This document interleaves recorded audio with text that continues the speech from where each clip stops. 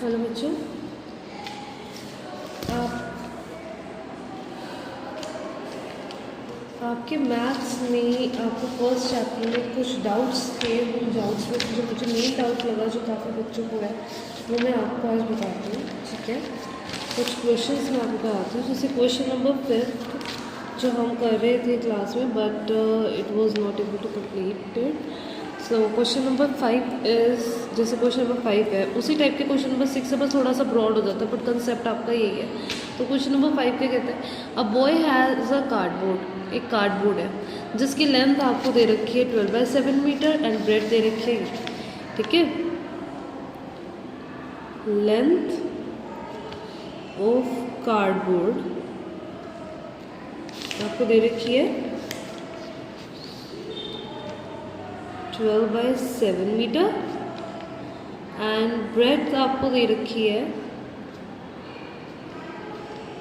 5/4 metre. Okay, and he wants to make, उसको बनाना है उस कार्डबोर्ड की 5 पीसेस। अब लेंथ ब्रेड दे रखे तो आपको ये तो समझ आ गया होगा कि कार्डबोर्ड किस शेप में है, रेक्टेंगुलर शेप में है। ठीक है, अब उसके उसने कितने पीसेस करने हैं, 5 पीसेस, राइट। अब ये इक्वल बने या नहीं बने, लेकिन हमने कर दिया अपनी तरफ से कि 5 पीसेस, 1 2 3 4 5।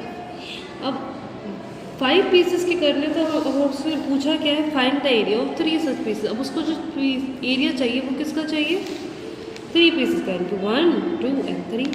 अब उसके लिए सबसे पहले आप 5 का एरिया निकालोगे, क्योंकि आपसे एरिया पूछा गया। तो 5 का एरिया कैसे निकालोगे,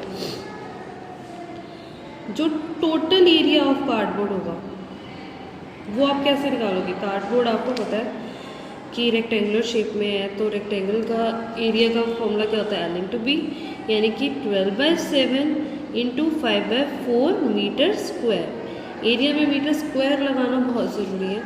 ठीक है, जब आपको सॉल्व करोगे तो मेक श्योर कि जितना आपसे डिडक्ट होता है उतना करो, ताकि कैलकुलेशन आपको आगे जाके थोड़ी सी ईजी हो जाए।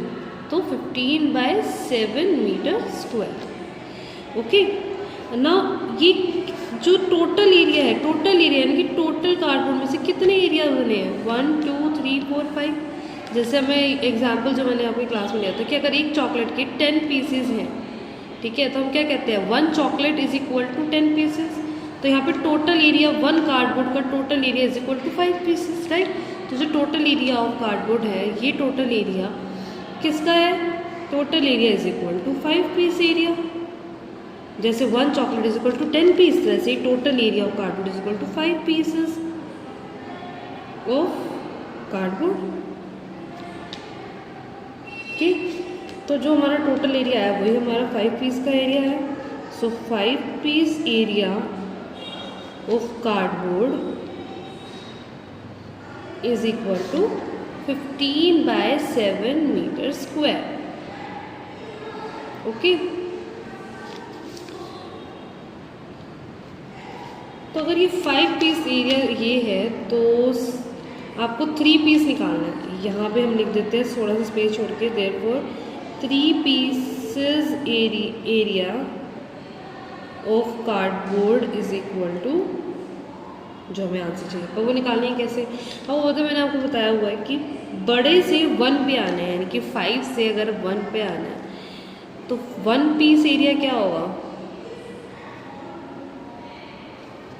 1 piece area is equal to, जो आपको देगा 15/7, इसको इससे डिवाइड कर दोगे,